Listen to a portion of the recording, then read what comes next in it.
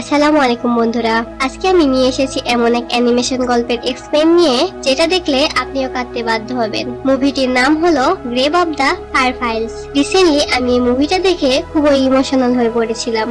দ্বিতীয় বিশ্বযুদ্ধের সময় যখন জাপানের উপর হামলা করা হয়েছিল, সেই সময় বেঁচে থাকার জন্য ছোট দুই ভাই বোন কত কষ্ট সহ্য করেছিল সেই কাহিনী আজকের গল্পে তুলে ধরা হয়েছে। তো চলুন দেরি না করে শুরু করা যাক। গল্পের শুরুতে আমরা দেখতে পাই জাপানের এক ব্যস্ত রেল স্টেশনে এক অসুস্থ কিশোর পড়ে আছে। তার শরীরের অবস্থা দেখে সহজেই বোঝা যাচ্ছিল সে জীবনের শেষ মুহূর্তগুলো পার করছে। আশেপাশে শত শত মানুষ হাঁটাহাঁটি করছিল, কিন্তু কেউ তাকে লক্ষ্য করার মতো সময় বের করতে পারছিল না। ছেলেটি মৃত্যুর আগে কারো নাম উচ্চারণ করে শেষ নিঃশ্বাস ত্যাগ করে। কিছুক্ষণ পর স্টেশনে কয়েকজন পরিচ্ছন্ন কর্মী সেখানে এসে ছেলেটির দেহ দেখতে পায়। আসলে ছেলেটির মতো আরো অনেকেই তখন মৃত্যুর অপেক্ষায় ছিল। পরিচ্ছন্ন কর্মীদের আচরণ দেখে বোঝা যাচ্ছিল এটি তাদের কাছে প্রতিদিনের এক সাধারণ ঘটনা। একজন কর্মী ছেলেটির পকেটে তল্লাশি করতে গিয়ে একটি ছোট টিনের কৌটা খুঁজে পায়। ভেতরে কোনো মূল্যবান জিনিস না থাকায় তারা কৌটাটি পাশের ঝোপে ছুঁড়ে ফেলে দেয়। আর সেখানে আমরা দেখতে পাই ছোট্ট এক মেয়েকে। মেয়েটির নাম ছিল সেতসুকো। মূলত সেই ছেলেটাই ছিল সেতসুকোর ভাই। সেতসুকো দৌড়ে তার ভাই দিকে যেতে চাইছিল, কিন্তু হঠাৎ তার কাঁধে কেউ হাত রাখে। সে ঘুরে তাকাতে দেখতে পায় তার ভাইকে। তার ভাইয়ের নাম হলো সেইতা। এরপর গল্প আমাদের অতীতে নিয়ে যায় দ্বিতীয় বিশ্বযুদ্ধের দিনে, যখন মিত্রশক্তি আমেরিকা সহ বিভিন্ন দেশ জাপানের উপর আক্রমণ চালাচ্ছিল। সাধারণ মানুষ আতঙ্কে জীবন বাঁচানোর জন্য দৌড়াচ্ছিল চারিদিকে। আমরা দেখতে পাই সেইটা ঘরের প্রয়োজনীয় জিনিসপত্র মাটির নিচে লুকিয়ে রাখে, যেন যুদ্ধ শেষে সেগুলো কাজে লাগাতে পারে। তখন তাদের মা বলে ওঠে, আমি আশ্রয় কেন্দ্রে গিয়ে তোমাদের জন্য জায়গা ঠিক করছি, তুমি তোমার কাজ শেষ করে তোমার বোনকে নিয়ে দ্রুত চলে এসো। এই কথা বলে তার মা আশ্রয় কেন্দ্রের দিকে রওনা দেয়। সেইটা তাড়াহুড়ো করে কাজ শেষ করে ছোট সেতসুকে পিঠে বেঁধে নেয়, সাথে কিছু দরকারি জিনিসও নিয়ে নেয়। কিন্তু ততক্ষণে অনেক দেরি হয়ে গিয়েছিল। আমেরিকান বিমানগুলো আকাশ থেকে বোমা বর্ষণ করতে শুরু করে। চারিদিকে শুধু বিস্ফোরণের শব্দ। ভয়ে সেতসুকো ভাইকে শক্ত করে জড়িয়ে ধরে। সেটা প্রাণপণে ছোট্ট বোনকে নিয়ে নিরাপদ আশ্রয়ের খোঁজে দৌড়াতে থাকে। গোলা বর্ষণ থেমে গেলে তারা রাস্তার ধারে একটি নিরাপদ জায়গায় আশ্রয় নেয়। কিছুক্ষণের মধ্যে আকাশ থেকে কালো বৃষ্টি নামতে শুরু করে। সেই বৃষ্টির কারণে সেতসুকো চোখে জ্বালা করতে শুরু করে। বৃষ্টির পানি ছিল অ্যাসিডের মতো ক্ষতিকর, তবুও সেটা সেতসুকোকে নিয়ে আশ্রয় কেন্দ্রের দিকে যেতে থাকে। মাঝপথে এক ব্যক্তি ঘোষণা করে যে কাছে এলিমিনেটর স্কুলে আহতদের চিকিৎসা দেওয়া হচ্ছে। সেটা দ্রুত সেখানে পৌঁছে যায়। স্কুলে তাদের এক প্রতিবেশী সেইটাকে দেখে বলে, আমি তোমাকে খুঁজছিলাম, তোমার মা বোমার আঘাতে গুরুতর আহত হয়েছে, তাড়াতাড়ি গিয়ে মায়ের সাথে দেখা করো, আমি সেতসুকোকে দেখে রাখছি।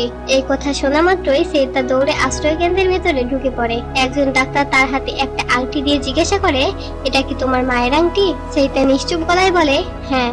ডাক্তার তাকে তার মায়ের কাছে নিয়ে যায়। সেখানে তার চোখে পড়ে তার মায়ের ভয়াবহ দৃশ্য। তার মায়ের পুরো শরীর পুড়ে গেছে। যে মা কিছুক্ষণ আগেও তাদের বিদায় দিয়ে গিয়েছিলেন, এখন আর কথা বলার মতো তার অবস্থা নেই। এমন দৃশ্য দেখে সেইটা স্তব্ধ হয়ে যায়। কিছুক্ষণ পর চুপচাপ বাইরে এসে ছোট বোনের মুখোমুখি হয়। তার চোখে সব অশ্রু যেন শুকিয়ে গেছে। সে মায়ের স্মৃতি হিসেবে আংটিটি তার ব্যাগের মধ্যে রেখে দেয়। তখন সেতসুকো তার ভাইয়ের কাছে বারবার বলে, ভাই আমি মায়ের কাছে যাব।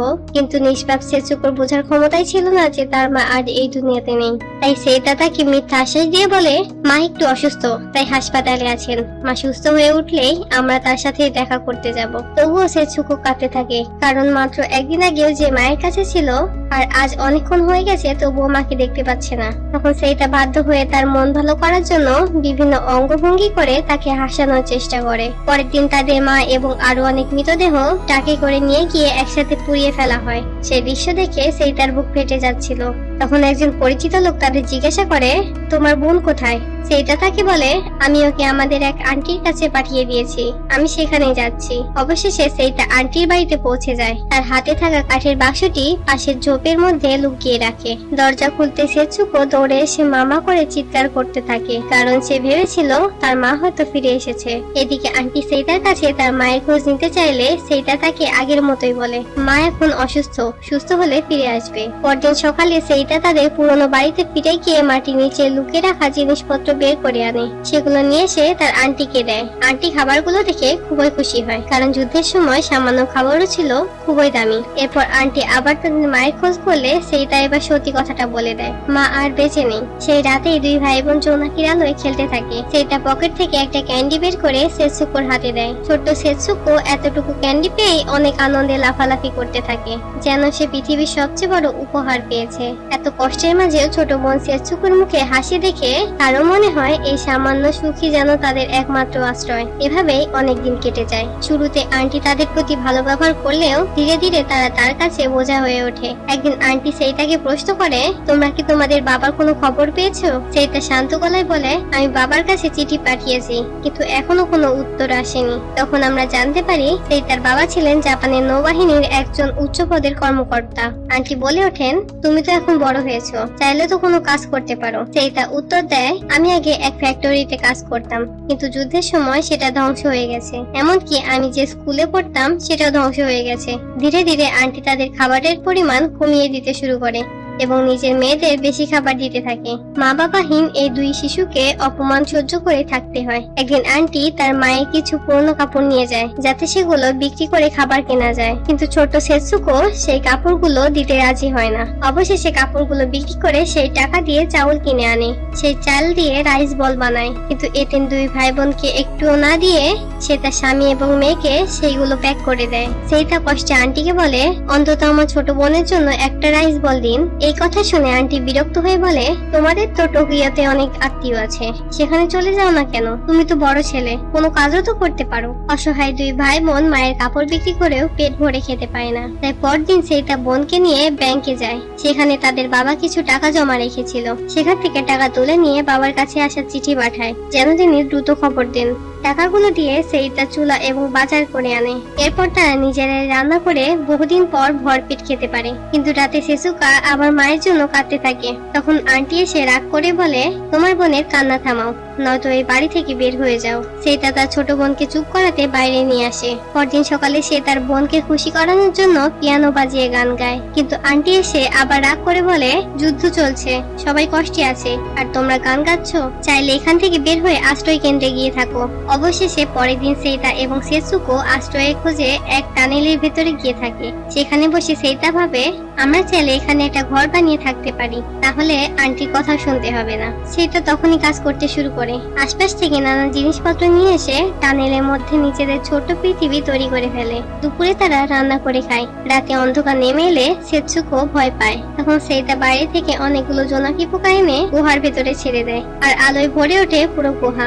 দুই ভাই বোন শান্তিতে ঘুমিয়ে পড়ে। পরদিন সকালে ঘুম ভেঙে সেইটা দেখে সেতসুকো পাশে নেই।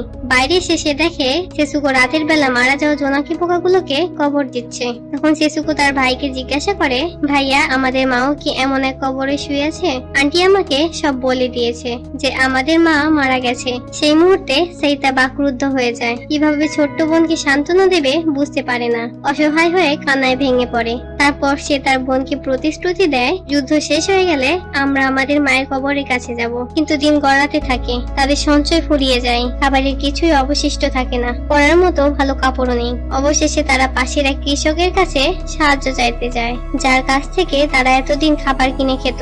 সে কৃষক তাদেরকে বলে তার কাছে আর কিছু নেই যা দিয়ে তাদেরকে সাহায্য করতে পারবে। কৃষক তাদেরকে পরামর্শ দেয় যে তোমরা তোমাদের আন্টির কাছে ফিরে যাও, কিন্তু সেই তো দৃঢ় কণ্ঠে বলে, না, আমি আর সেখানে যাব না। তখন কৃষক কিছুটা মমতা ভরা দৃষ্টিতে তাকিয়ে বলল, তুমি এক নৌবাহিনী অফিসারের ছেলে, সবসময় শক্ত থেকো। ঠিক সেই মুহূর্তে হঠাৎ করে আকাশে দেখা গেল এক আমেরিকান যুদ্ধ বিমান, যা তাদের দিকে বোমা ফেলতে শুরু করে।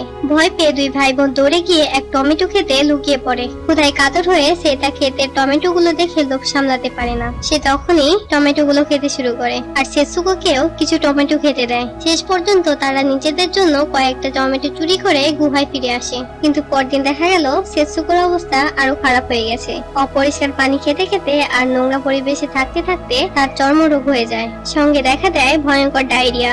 অসহায় সেইটা বুঝতে পারছিল না কি করবে। আখ ক্ষেত থেকে আখ চুরি করার সময় দুর্ভাগ্যক্রমে সে ধরা পড়ে যায়। ক্ষেতের মালিক রেগে গিয়ে তাকে নির্মম ভাবে মারতে শুরু করে। সেইটা বারবার ক্ষমা চাইতে থাকে, কিন্তু কোনো লাভ হয় না। মালিক তাকে তার বোনের সামনে অনেক মারতে থাকে। হাঁটু গেড়ে কাঁদতে কাঁদতে সেইটা বলে, আমার বোন অসুস্থ, অনেক ক্ষুধার্ত, তাকে বাঁচানোর জন্য আমি এই কাজটা করেছি। কিন্তু সেই নির্মম লোক তার কোনো কথাই শোনে না, বরং মারতে মারতে তাকে পুলিশের কাছে নিয়ে যায়। কিন্তু পুলিশ সেইটার দিকে তাকিয়ে মায়া করে এবং কোনো শাস্তি না দিয়ে ছেড়ে দেয়। থানার বাইরে এসে সেইটা দেখে সেতসুকো তার পিছু পিছু অনেকটা দূরে চলে এসেছে। অসুস্থ ছোট বোনকে জড়িয়ে ধরে সেইটা হাউমাউ করে কাঁদতে থাকে। পরে তাকে কাঁধে করে আবার গুহায় ফিরিয়ে আনে। এরপর দেখা যায় যুদ্ধ চলা এলাকাগুলো থেকে মানুষ পালিয়ে যাচ্ছে, কিন্তু সেইটা নিজের জীবনের পরোয়া না করে মানুষের বাড়িতে গিয়ে খাবার আর কাপড় চুরি করে আনে, শুধু তার ছোট বোনকে কিছু ভালো খাবার আর কাপড় দেওয়ার জন্য। তবুও সেতসুকোর অসুখ দিন দিন বেড়ে যাচ্ছিল। একসময় সেটা তাকে ডাক্তারের কাছে নিয়ে যায়।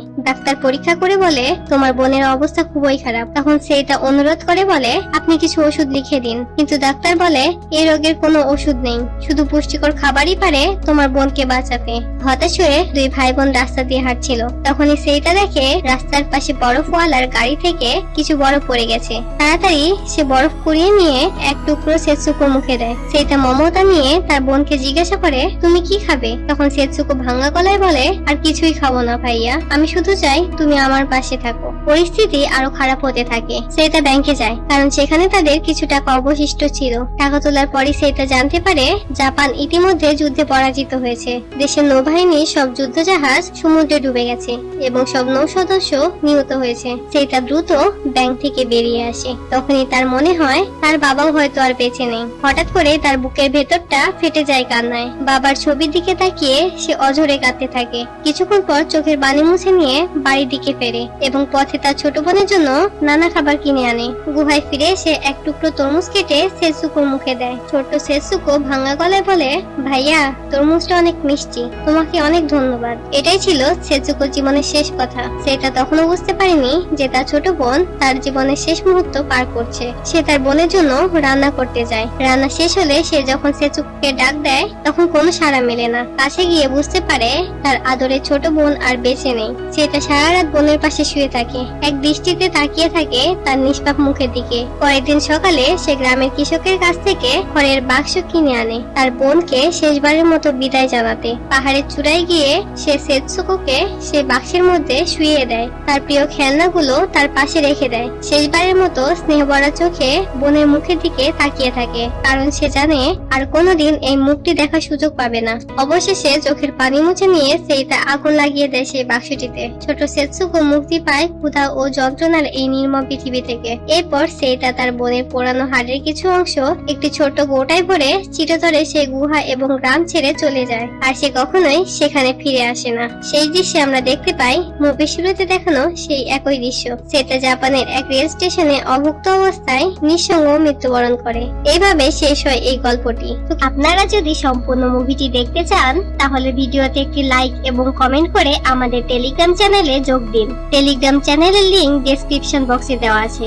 এমনই আরো সুন্দর সুন্দর গল্প পেতে আমাদের চ্যানেলটি সাবস্ক্রাইব করুন এবং পাশে থাকা বেল আইকনটি ক্লিক করুন যেন কোনো ভিডিও মিস না হয়। আজকের মতো বিদায় নিলাম, ফিরবো আবার এক নতুন গল্প নিয়ে। আল্লাহ হাফেজ।